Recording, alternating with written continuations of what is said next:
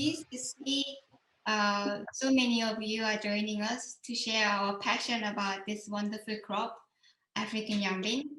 We are especially thankful as it's the very first day of Cambridge Festival this year, and you have chosen us over literally more than 100 fantastic events competing with each other today. We are Team Pigeon Chips, a passionate team of scientists from Cambridge in Nigeria. My name is Kiri Park. I'm an industrial research sustainability researcher from IFM Cambridge, and Dr. Nadia Razman, the legume biologist from Sainsbury Lab Cambridge. Nadia. And Dr. Murphy Balugon, the geneticist from International Institute for Tropical Agriculture, IITA, Nigeria. Marifat. And our field guy and the geneticist, the soon-to-be doctor, who just submitted his PhD, Mr. Ademola Aina, also from IITA. Hello. Okay. And Dr. Sarafat Tizani, she's also from IITA. She's a stakeholder networking specialist as a part of our team. So before we move on to the next slide, before we go into the detail, here is a wonderful short video clip that our partners in IITA created. Let's watch it together first.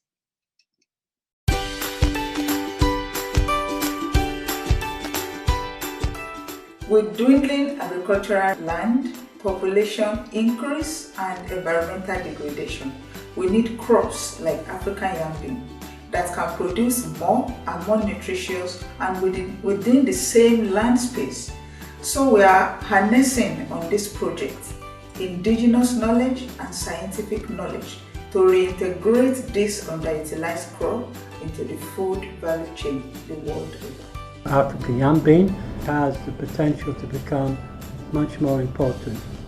It's a legume, it fixes nitrogen from the atmosphere, it's highly nutritious, and it has a lot of potential in terms of the development of smallholder farming systems in West Africa that are more resilient towards climate change.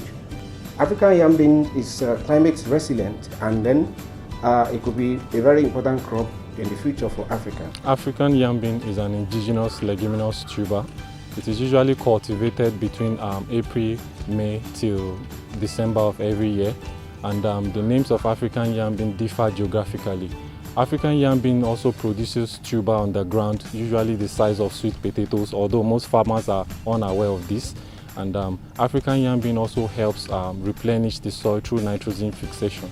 On the utilization of African Yam Beans, the plants improve the fertility of the soil, as also confirmed by the farmers. The bean aspect is a source of protein, while the tuber aspect is a carbohydrate in the body. African Yam Beans can also be used as condiments, that is to enhance the flavor of the food. African Yam Beans can be consumed fresh with salad. It can also be processed into other products like bean cake and other food delicacy in Nigeria. The size of the tuber is relatively small if you compare to normal yams that grows much longer months. AYB is a forgotten crop, and very little studies had been done on this legume.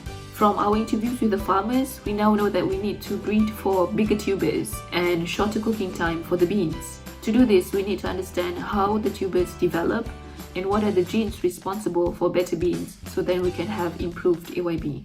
Orúkọ mi ni Ọláwọlé Moses láti ìpínlẹ̀ Èkìtì, àgbẹ̀. Mo dúpẹ́ lọ́wọ́ IITA fún program tán gbé kalẹ̀ fún ìlọsíwájú àwọn àgbẹ̀. Mo dẹ̀ ṣèlérí wípé tí n bá dé ìpínlẹ̀ mi, màá mú program mi, màá mú sójúṣe láti rí wípé àwọn àgbẹ̀ tí bí tèmi náà wọ́n jèrè program now. Therefore, we need to establish a breeding model that will develop improved and farmer-preferred varieties, a farmer seed system that will be sustainable, and how to integrate stakeholders into African Yam Bean value chain in a way that will improve food security and livelihood. So today we will take you through the journey to African Yam Bean. The whole team will one of us will cover these agenda one by one. The next one on food security and climate change is on Nadia. Please recommend. Okay, thanks, Kiri. So to begin, I would like to talk a little bit about food security. And it is a multidimensional problem since there are a lot of factors that come into play. Some of these factors are due to food waste and unequal distribution of food, since we can see hunger and malnutrition problems alongside overweight and obesity problems too. However, despite all those problems, our current food production is and will be affected by extreme climate changes. And this map here is taken from the recent global report in food crisis by the UN World Food Programme, published in March last year. And the colored regions are showing the regions experiencing food insecurity. The more red the region is, meaning that there is higher population experiencing food insecurity. And I would like to point out the blue symbols on the map. Those are the drivers of food insecurity in these regions.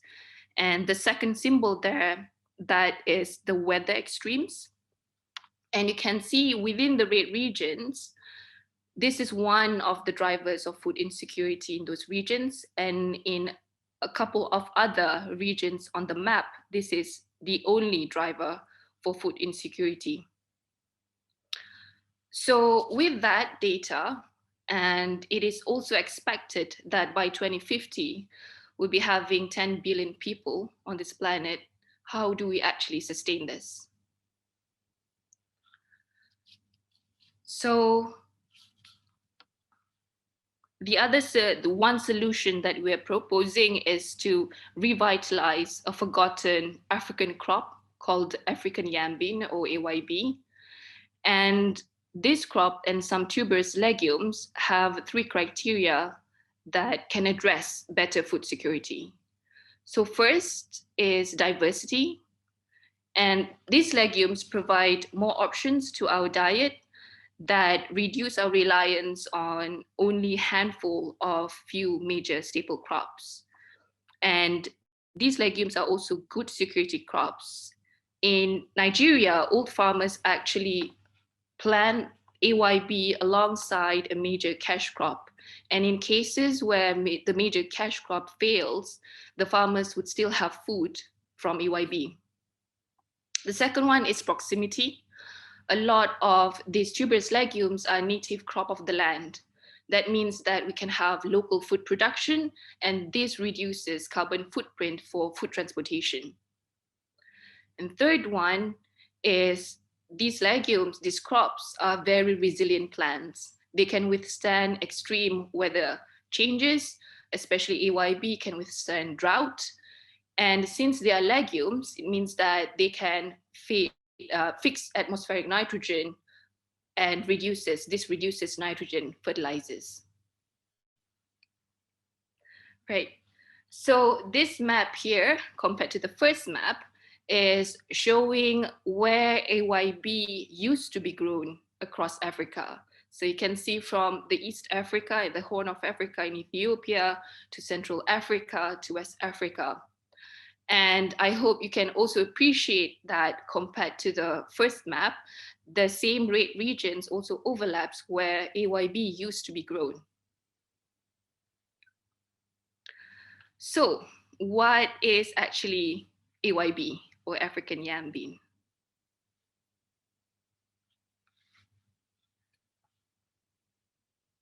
So the scientific name for this plant is Sphaerostylis stenocarpa.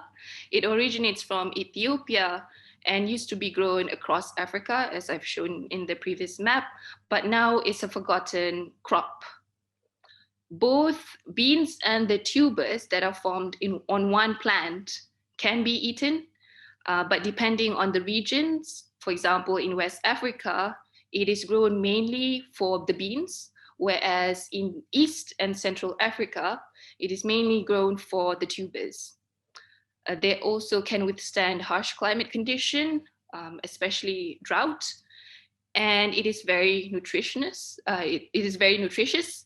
It has high protein in beans and tubers. In fact, the protein content is even higher compared to common tuber crops such as potatoes and cassava. And how nutritious this plant is, that this is proven during the Nigerian Civil War in late 1960s, where it was used to alleviate malnourishment problem during that period. Right. So a little bit more about legume. So legume family is pretty much, to simplify, is the bean family. A lot of common beans and peas are in this family. What is special about this family is that it can fix their own nitrogen fertilizers by forming these root structures, the pink ones that you can see on the screen. And this is through symbiosis with friendly soil bacteria. So meaning that you don't have to apply a lot of nitrogen fertilizers for these plants. So within the legume family, there is a subset of species that can form tubers underground, and these are the tuberous legumes. So however, most of these tuber crops, tuberous legume plants, they are forgotten, neglected, and underutilized. And most of them are either eaten for the beans or the tubers or both, depending on the regions, as we can see from African yam bean, with different either beans or tubers depending on the regions. And another example is wing bean from Southeast Asia. This is in Malaysia and Indonesia, they're grown for the beans, whereas in Myanmar and Thailand, they are actually grown for both the tubers and the beans. So these are amongst some of the tuberous legume species around the world. You can see the wing beans in Southeast Asia. There's zombie pea from Java, kudzu in Asia, and there's this interesting tuberous legume called the bush carrot, which that is consumed traditionally by the indigenous people in Australia. We also have hopness in North America, and Ikama and Ahipa in South America. But for Ikama and Ahipa, they are only eaten for the tubers and not the beans, because the beans are toxic. And the earth nut pea in Europe, and our African yam bean in Africa. So all these crops that I've just told you, they are forgotten crops, and another name for these crops are called the orphan crops. But they are actually, they have vital role in food security, and a lot of old farmers actually grow them for their livelihood. Because they are forgotten, there have been very little attention by scientific community. There are also very little studies on these crops. So this means that a lot of these crops have not been bred and improved for increasing productivity, also for quality of the tubers or the beans. So the question is now, how and what can we do to improve the situation? So back to Kiri. Here we are now. Now you're convinced that how African yam bean is so wonderful, and it can play an important role to fix the food security issue. So what now? So here comes the project Peas and Chips. Project Peas and Chips started over a casual dinner between myself and Nadia about 2 weeks ago. With a great enthusiasm, she told me about the old tuberous legumes and the difficulty in letting people know about it, and hence there's no market demand, hence there's no money to do the research. So I became so excited, like peas and potato in one crop, like true, and like as in fish and chips, so we can actually do something really fun about it. So I came in as a researcher focusing on sustainable innovation mechanism, on how to convene diverse disciplines and understand the real world needs and create a substantial impact to address the needs together. So, and also raising awareness is part of the problem we were facing. And now today, we included plant physiology research and raising awareness like I'm doing today, we're doing today, and sustainable innovation research. So we started, Nadia brought our previous partners from Nigeria for this project, and we were successful in winning some money from Research England and GCLF Global Challenge Research Fund about a year ago. But due to the COVID, we couldn't really visit each other as we initially planned, but we pressed on doing our research respectively through Zoom. So you can see in the picture here, Ademola was showing the field with the new crops with the stakes. And this is a picture from the glass house. And at the same time, Nadia and I, where the lockdown restriction allowed, we continue to meet each other at the African restaurant called Eco Kitchen in Cambridge. So in this, it is interdisciplinary research project. We are maximizing the versatile, diverse benefits of AYB and also see how we can create the business opportunity for the local farmers and the consumers. And we believe that our initiative will pave the way to better security in Nigeria and the sub-Saharan Africa. So here are some outcomes from our research. Nadia will continue to talk about some research outcomes from the project. Great. So this is the plant biology part where I come in. So before I started this project, I actually could not find any literature that describes the tubal formation of AYB. And in fact, there had been very, very little studies done on tuberous legumes in general. So there's this fundamental plant biology question of how do legume plants actually form tubers? And from our interviews with the farmers, we know that what the farmers need and want is to have bigger tubers and also for the beans to have shorter cooking times.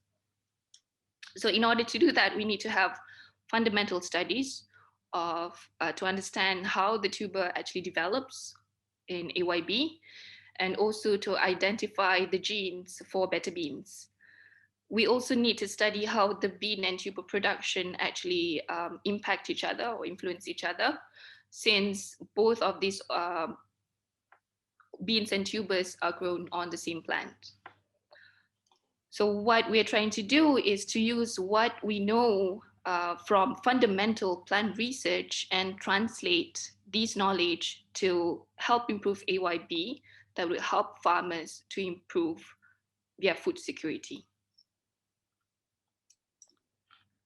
So currently the project actually has been going on for less than a year, but we have interesting results. So before we did not know anything about the tuber and how it is formed, but now we have a strong indication that the tuber is very different than the common tubers that we know from potato and cassava. So potatoes actually come from modified stems. And for cassava, they are actually enlarged roots. For AYB, the tubers actually come from the region between the shoot and the root called the stem hypocaudal. So there is also another difference, that is the eyes of the tubers. So the eyes of the tubers from potatoes can be grown into a whole new plant, whereas the eyes of the tubers from cassava can grow out into a root.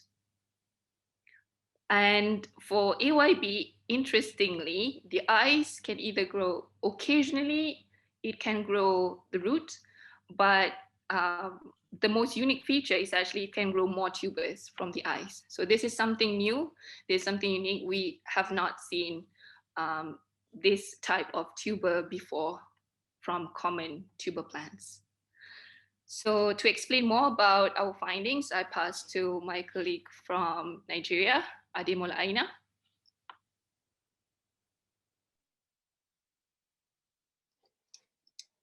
Thank you, Dr. Nadia. So I'm going to be speaking on our less than a year research on African Yam Bean. And for the purpose of this research, we just selected 4 sessions of African Yam Bean, probably because of the short duration of the project, and then because of some short duration of the project. So we have just 4 accessions of African Yam Bean selected for field experiments and also for cell imaging, which were carried out here in IITA and in the University of Ibadan. If we look closely, the slides in between both both plates there, we can see the 4 accessions that were used, and so 2 accessions that were non-tuber forming, that is TSS 51 and TSS 152 were used. TSS simply stands for tropical phenostylus stenocarpa. And then we also selected 2 tuber forming accessions, which is TSS 107 and TSS 96. So the experiment was laid out in a randomized complete block design. And then 3 weeks after growing, the plants were staked to allow proper exposure for sunlight. And then they were also carefully twined in clockwise manner so as to increase yields. And also field maintenance and other agronomic practices were carried out. One of the pictures shown by Dr. Puri earlier shows where we had pipes laid down for irrigation as well, just in case we have issue with rainfall pattern. So below the field, below the plate of the field where we have African Yam Bean vines growing profusely, we have African Yam Bean tubers just below that. And African Yam Bean tubers are usually of various sizes and then shapes as well. Normally they grow to the size of sweet potatoes because they are not left for longer period on the field, and this is because they are usually intercropped with yam. And so they have to be harvested just immediately the pods are mature. And then this is usually between 6 to 8 months. And then the plants the field is recultivated again for the next planting. But if left for a longer period on the field, the size of African Yam Bean tubers could actually grow to almost the size of yam. We've had pictures from colleagues who planted African Yam Bean around Ebonyi State in Nigeria, where they have these really huge African Yam Bean tubers. So the experiment was, the purpose of the field experiment was to understand and check if there's a correlation between tuber formation in African Yam Bean as well as seed production. And then also tissue culture, cell imaging was carried out to also understand how these tubers are formed and how they are developed.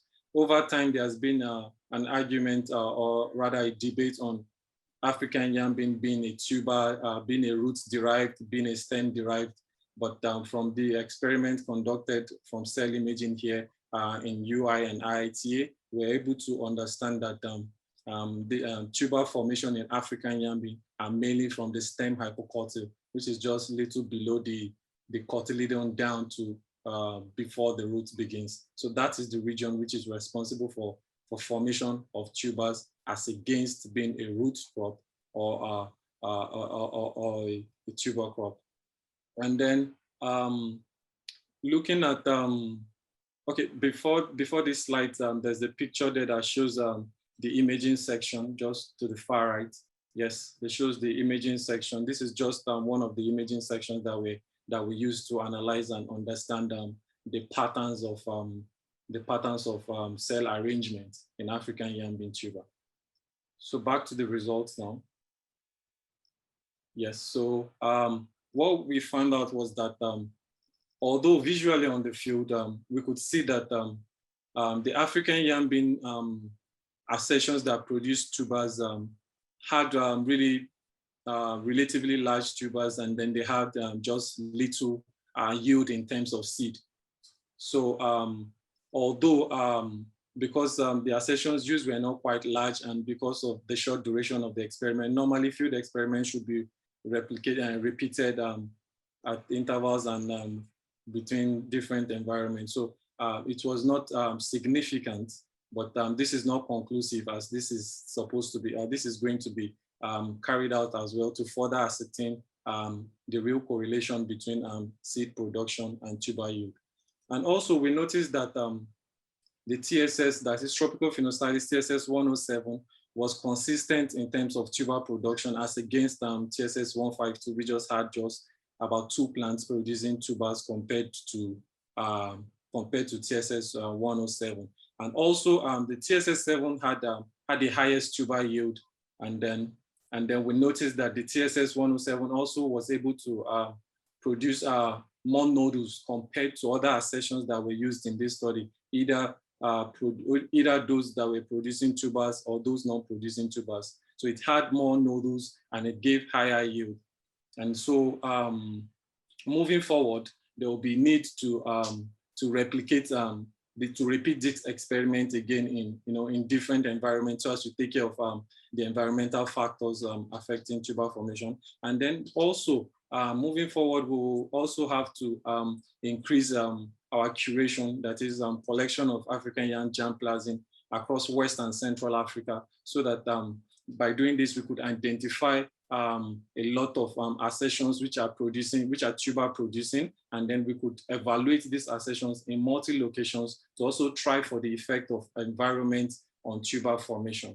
And so thank you very much, Dr. Kuri. Right. Okay, thank you, Ademola. So in parallel to this physiology study, I was in charge of understanding the real challenges of the farmers, so that we can avoid assuming what they need, but we understand and address what they really need, and also help them to disseminate the way they want. So we've done the interviews. Because of the COVID, Morufat and Zarafat kindly gathered farmers across the country, and we interviewed eight farmers who are growing or who are willing to grow AYB. So we asked really exploratory and questions, like, do you grow AYB, and why do you? And if not, why not? And what do you think of AYB? Do you like it or not? Or like, have you heard of it? Or is it new? Or what are the challenges with AYB? And I had such a good time, and like such a good fun, and talking to the farmers and capturing insights from them. And one of them, even, you can see me like surprised. He brought the dried beans and the pods and the cooked beans to show and demonstrate what it is like. So from this interesting time, we captured some challenges like here, and there's a long list, but some interesting ones are something like a long cooking time for both beans and tubers. Some says it takes like overnight to cook the beans, or some others says it takes 2 to 3 hours to cook with a pressure cooker. And somebody was asking how to cook AYB, and they taste really nice, but the tubers have a very short shelf life. They tend to shrink after 2 to 3 days after the harvest, and they go bad quite quickly. So like we have our beans here. Ademola kindly found all of from market and from the farmers. They shipped it for us. But tuber, we actually haven't seen ourselves because it goes bad so quickly.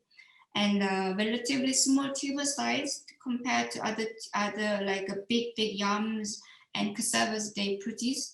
These are some challenges we've identified.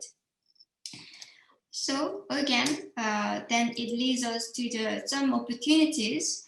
So what was really good is that actually AYB is one of the sweetest beans in Africa. So people actually like it. It's nice and tastes really good. As so long as we can cook it nicely and quickly, then it will be has a really good potential to be commercially successful beyond the security crop. At the moment, not many people knows about it and looking for it in the market. And in terms of the physiology improvement, we can have a directed breeding for the stable tuber production, and the directed selection opportunity to address those challenges. So that's quite there are hopes with it.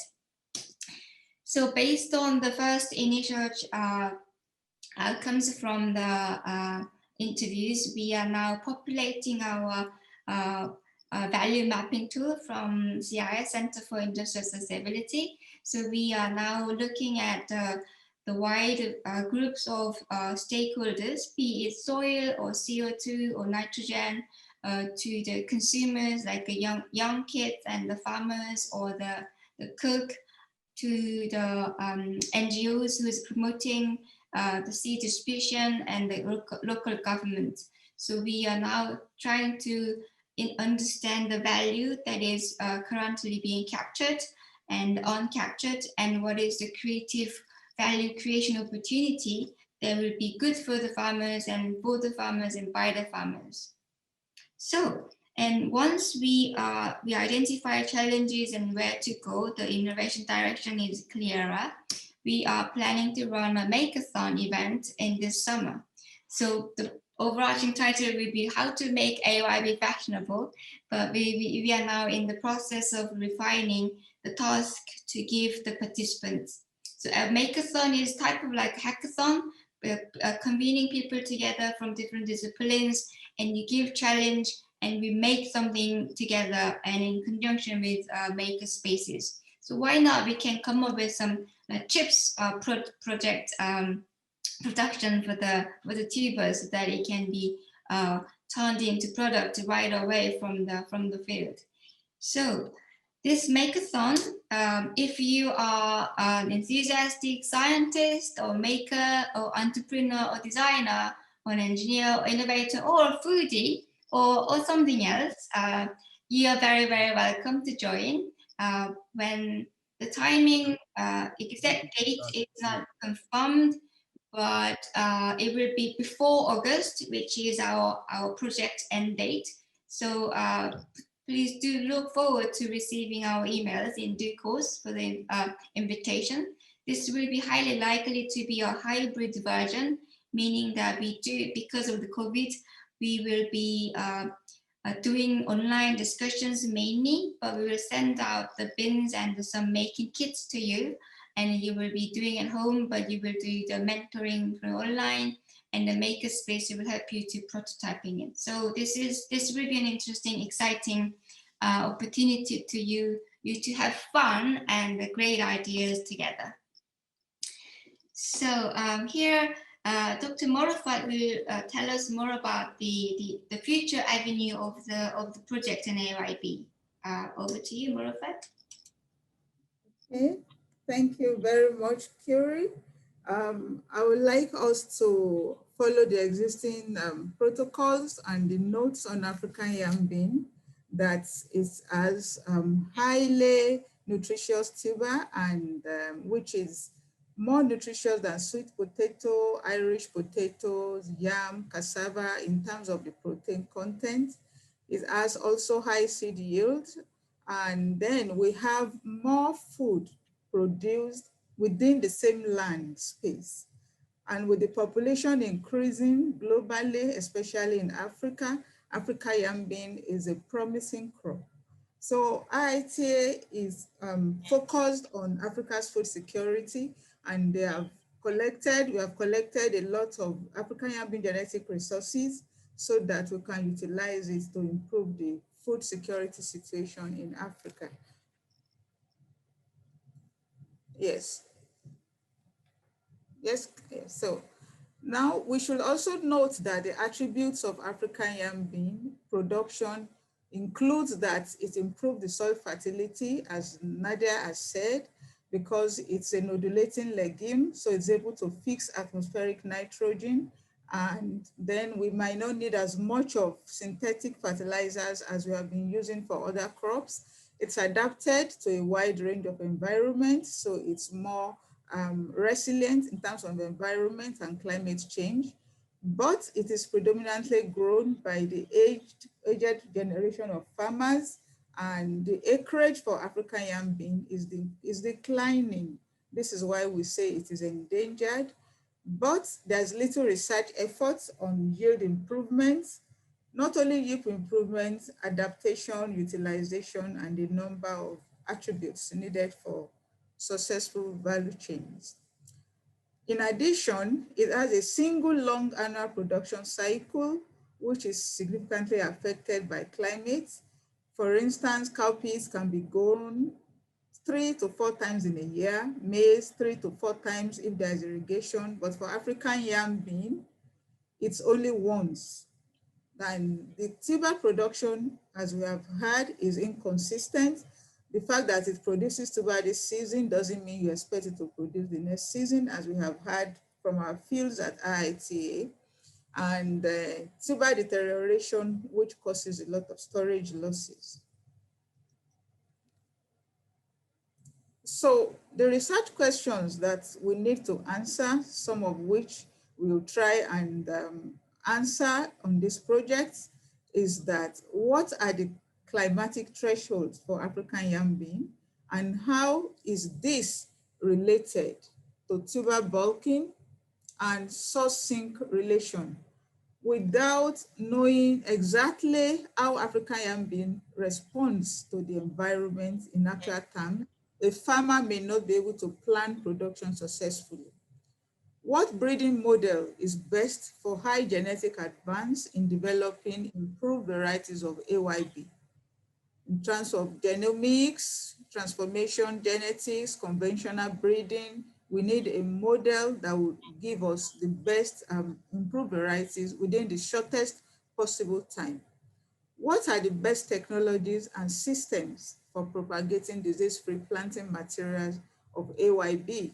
So we had challenges germinating the seeds we sent to Nadia. We had to provide some tests on protocols. We need to optimize this for AYB. What are the good agricultural practices for AYB? And what food and industrial products currently exist? What new alternatives are acceptable, and what can be developed, like Curie showed, chips, or all that? We need to answer these research questions. So what is the big picture? The big picture is that we need an active and versatile value chain for AYB if we want Africa to be food resilient using AYB. What does this involve? It involves science and community, which is I call social, and the other aspect is science. Genetic improvements, we can't do without that.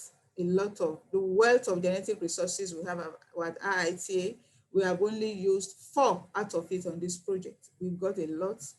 And we have to establish a seed system, which is an intersection between science and community, the good agronomic practices, and then specialty products, food uses, industrial uses, and then markets for improved livelihood.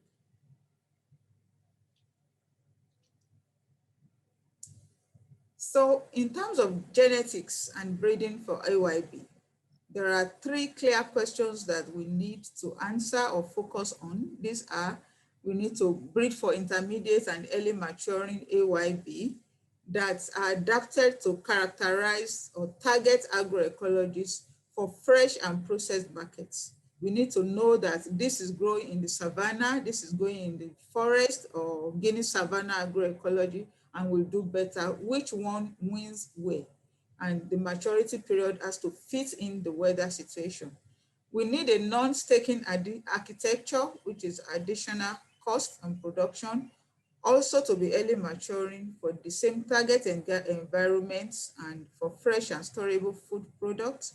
We need specialty AYB for niche and new food products. For instance, currently it's used in making spices in Nigeria, condiments.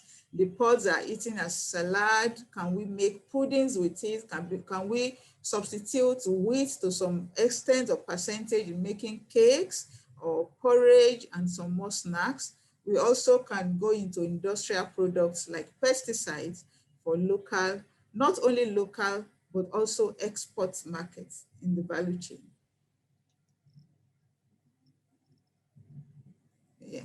So I'll pass on to Sarafat to talk on the near and medium term. Thank you.